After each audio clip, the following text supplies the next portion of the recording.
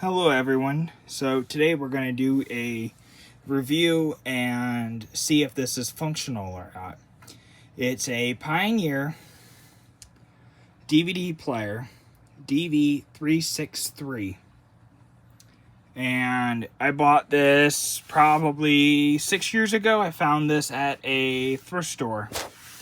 At the time period, the thrift store chain was called Bethesda. And we drove all the way out to the nearest store to look for DVD players. This was probably 2019. And I found this one and I bought it. However, anyways, so I bought this and I think I paid $7.99 for it at the time period. And as you can see here, it's old enough so it has the Dolby Digital and the DTS. So this unit must have been very top of the line. Must have been top of the line at the time period. As you see here, it says RW compatible. So this is about time period when RWs were coming out. So they always had to write RW compatible. And this one right here has the SRS, True Surround, which was something that you only saw during like the first 5 years of the 2000s. Is kind of like when it disappeared after the first 5 years. However, we're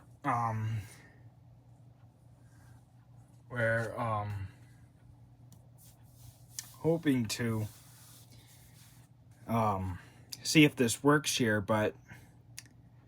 and it's the only reason why I was attracted to this particular model is because it had a screen. Like, for example, like some of the newer DVD players don't even have screens. Like, you may remember those Magnavox ones, or those like the Magnavox or the Funai DVD players, like the little brick ones, like where they're like side here, like they're literally like that small. They don't even have a screen on the front. They're that cheap. Well, this was the only one in the entire store that actually had a screen on the front.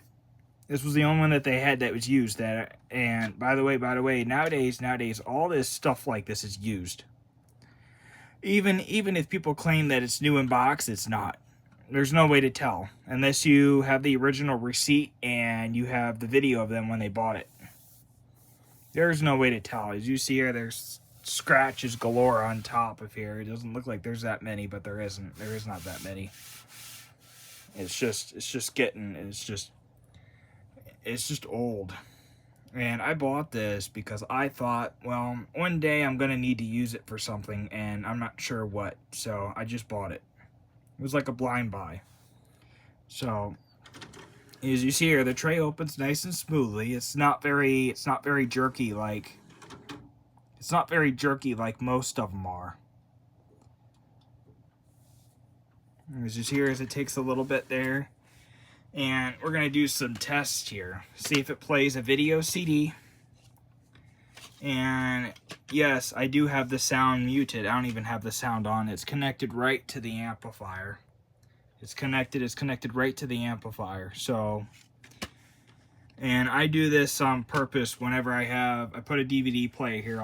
It's easy access to me instead of me having to get up. Well, let's see here. So I got this video CD here. I bought this thinking it was just a regular CD. And so with the Sony DVD player I was going to put here, I ended up not putting here because it did not have S-Video connection,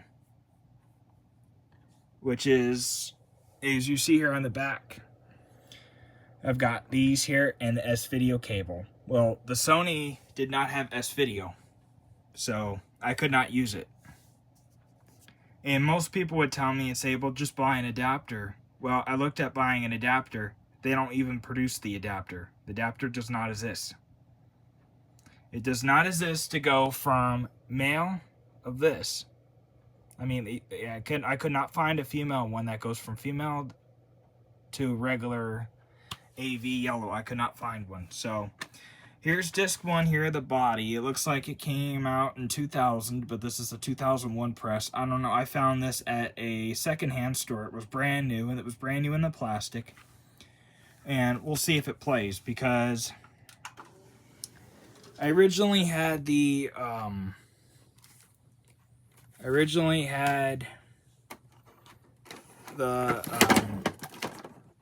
be gentle. I originally had this Magnavox hooked up, and it plays video CDs, but it doesn't show them correctly. It doesn't show them correctly. See, like this. See how like that's very crystal clear and it looks like it's on the screen right?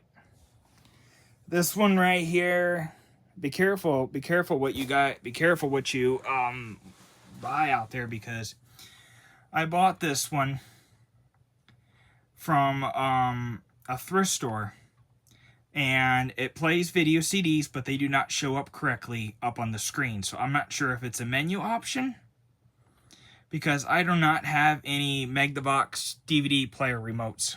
And I bought this like last year, so it's kind of like it played DVDs fine. And I could use my television remote to control it through setting up the codes, which thank God that still works. Otherwise, I'd be out of a DVD player and possibly out of like $6 for something that's probably trash to begin with. This one right here has a screen, but it's not very nice. I mean, it's not as nice as this one. So it plays that, which is nice.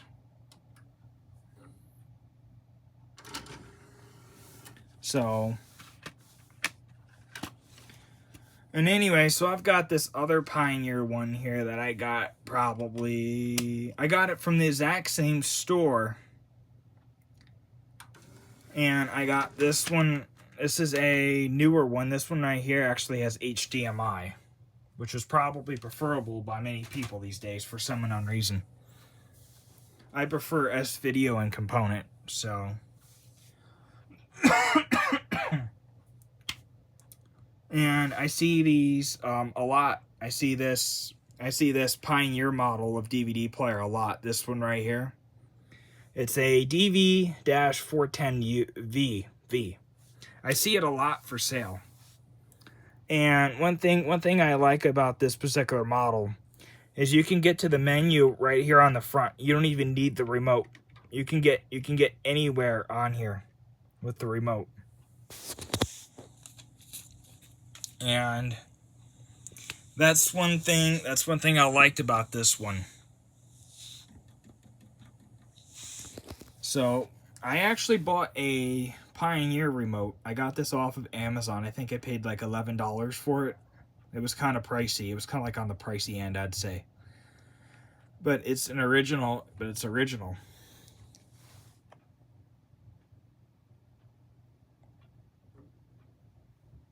So, as you see, this one right here has also got the menu and the home buttons and everything, just like that one does. So, which I thought was pretty nice, I'd say.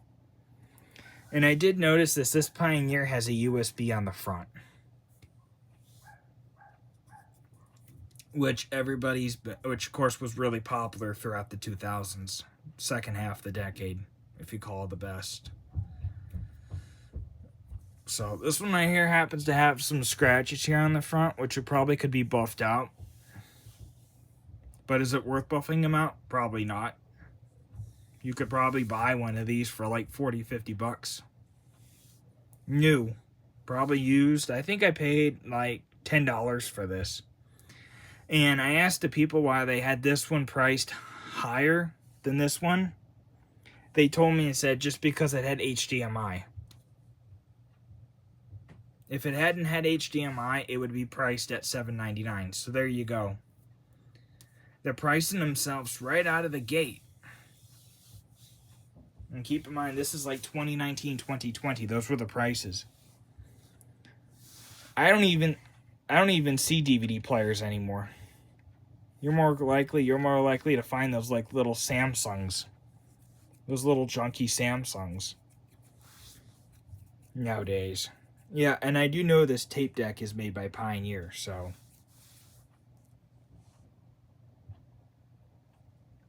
So, I mean, you're most likely to find those like little cheap Samsungs. Probably not very good quality at all. You see like the really old Energy Star. However, I did notice this. This one right here was manufactured in November of 2003. This one right here was manufactured in November of 2008. So we'll put a DVD in here.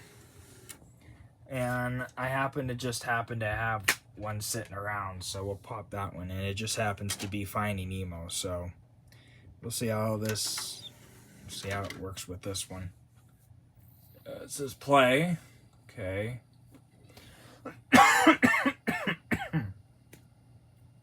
It's very dry down here for some unknown reason.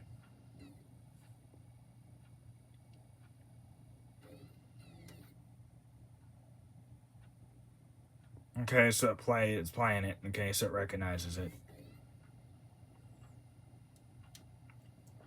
I'm not going to go any further than that.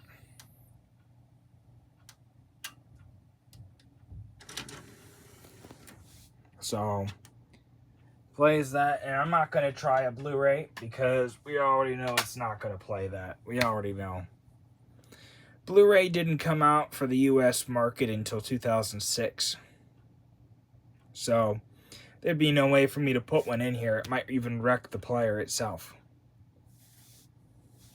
And we'll also try a CD here. I've got this one here. So, I don't know. I picked this up from one of the local thrift stores. Or someplace. I can't remember exactly where I picked it up from.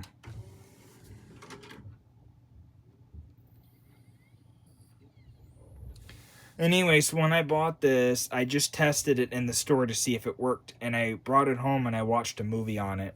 And just to make sure it worked. So.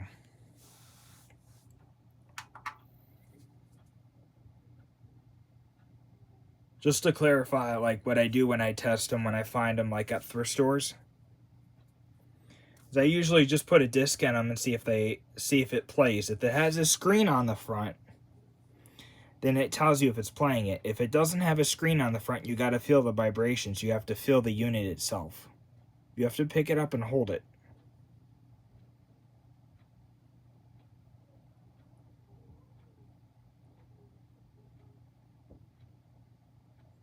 I've been buying used DVD players probably for a better part of a decade now, so. I've been buying them basically since like 2014, 2015, so I mean, I've been buying them for years.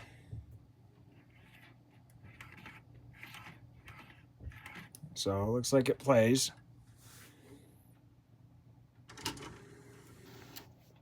I guess it works, I guess. So, I'm going to have to agree with this, that this probably does work very well. Now it's time to try to sound, because, yes, I did turn on the amplifier, but I'm not going to turn it very loud. We'll try the video CD here now, again. And yes, this is the only video CD I have. So, I never heard of this format before I found this and I bought this. Never heard of it. I actually had to look it up to see if I had any players that were compatible.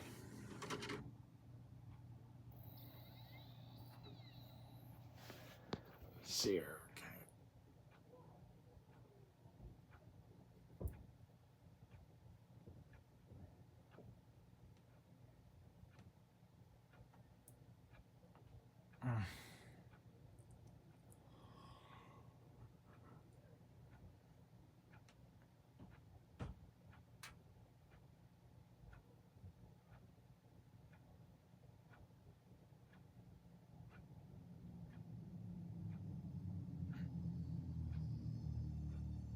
Okay, so it plays perfectly fine.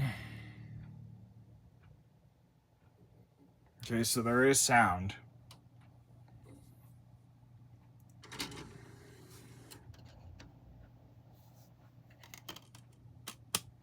There is sound, so that's good. That's good.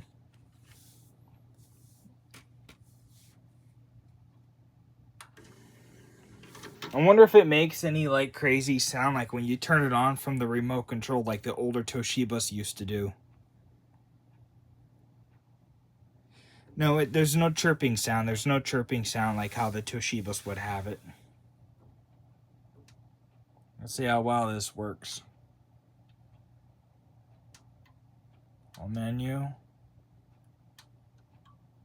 Oh, look. So you got the home menu now. Interesting.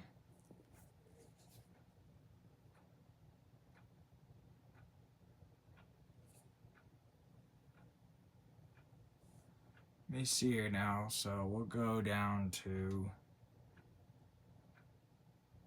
So setup functions such as program random and repeat play. This navigator. Setup navigator. I don't know what that is. I'm assuming that's got nothing to do with the Mercury or Lincoln Navigator. It'd be the Lincoln Navigator, not the Mercury. It'd be the Lincoln. Who makes great town cars? Lincoln.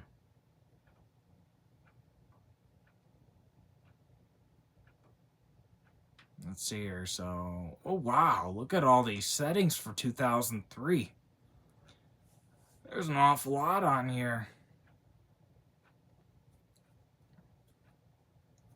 So, I've never done anything like that before, but anyways, so that's the Pioneer DVD player DV-363. So, what I think about it is, I think it's very easy to use. If you actually had the instructions in front of you with like a paper book to like flip through them, it'd be easy to use. But unfortunately, nobody kept those, and they're like very rare, almost unheard of to find these days for something of this age. And most people these days will pay a premium just to have that. It's kind of sad. From what I've seen, it seems like people pay just to have a premium, just to have, just to have it. So it's kind of sad, but... So I would give this DVD player, I'd say for picture, I would give it about an 8 point out, I'd say 8 out of 10. So, and I'd give it an 8 out of 10. I'd say for video, for picture, for video, I'd say 8 out of 10. Okay, so for performance, I'd say it performs very quickly. I'd say about 9 out of 10. I've seen faster ones than this. Some of those Toshiba models from the 90s, they're quick. They were quick. From the 90s, they were very quick. Especially the Philips ones, before they started making them in China. They were very quick, very good quality.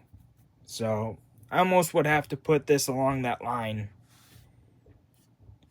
I mean, these probably are pretty rare to find, especially from 2003. And I would have to go overall and say, I haven't tried an RW before, so I don't really have one on hand I can try that's not copy protected or anything, so you'd hate for that to be flashed on YouTube and say, oh, we can't upload your video because you did this and this is in it. So hopefully that just doesn't happen. However, but I gotta say, the sound was right on. I mean, for low volume, for having volume 6 on the amplifier, it's pretty good.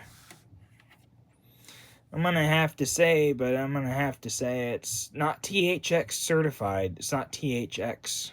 So, the sound's gotta be good, but I don't see anywhere on here which it would say THX. And plus of all, I only have one language that I speak, which is English, so I've got no idea what's written on here. So, and keep in mind, I just bought this at a thrift store thinking it was a music CD.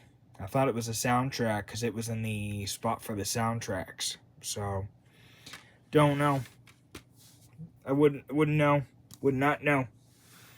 So, I'm gonna say for I'd say this was I'd say out of like 10 to 0, being 0 being the worst for audio and 10 being the best, I'd have to put this at exactly a 9.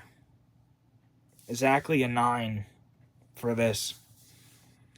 And I have to say, for the durability of how long it might last, I've got no idea. I'm gonna put a estimated guess 1 to 3 years in regular use. We'll see, but I'll update you like when it starts failing and stuff.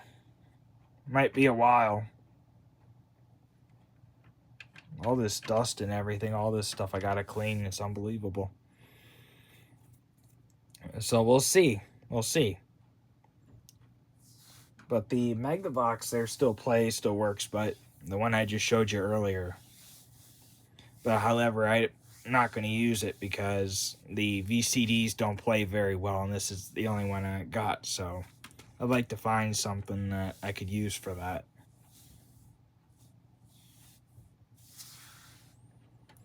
And before I end this video, before I decide to end this video, what is your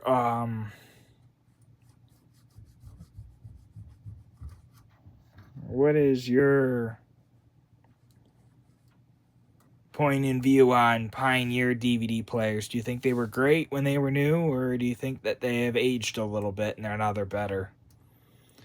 Or what was your point? If you owned one of these ones, what did you think about it when you owned it? If you did buy one when they were new, what did you think? Do you think that they were pretty cheap, or do you think that they were pretty good quality for the time period? Because keep in mind, when I was 4 years old when this thing came out. When this was built in 2003 in November, when this was new. I was probably 4 years old. And to tell you the truth, I never really liked VHS to begin with. DVDs were kind of like superior. So I'm assuming that's probably why this is probably sitting here today. If DVD hadn't taken over the market, you'd be looking at another VCR. So, as always, thanks for watching. Hopefully you enjoyed, and bye for now.